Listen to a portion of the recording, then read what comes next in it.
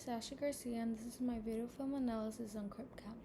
For my short summary, I have Crip Camp, the 2020 film, documents the revolution that was driven by the disability rights movement in the United States throughout the 1970s and 80s. The film follows attendees who appeared at the summer camp for disabled youth. The camp's purpose was to provide a supportive and inclusive environment for young people with disabilities, and it aimed to empower its campers and help them develop a sense of community. As relationships and experiences were built, it was at Camp Jeanette where many of the individuals who later became influential disability rights activists first found a supportive and inclusive community that would shape their futures.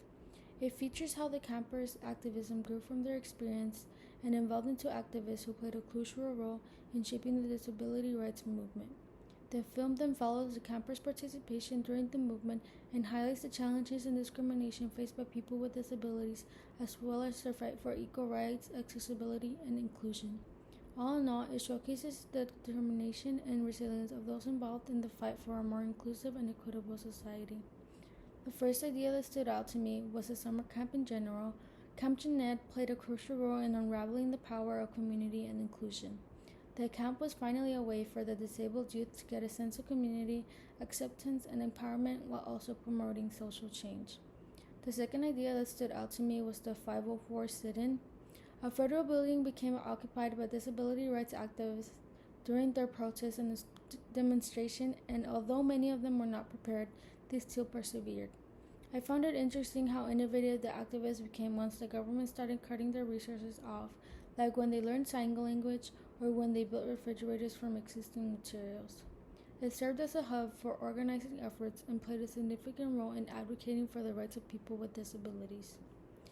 Then for my review, I have that I thought it was a remarkable film that covers the often overlooked history of the disability rights movement.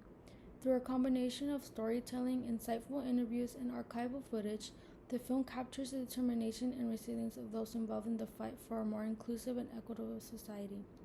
It represents a diverse group of individuals, primarily focusing on people with disabilities and disability rights activists.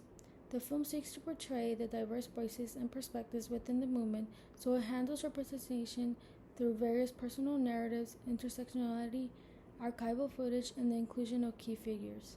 By offering an all-round view of the disability rights movement, the film gives a powerful testament to the importance of representation in telling a more complete and accurate story of the disability rights struggle.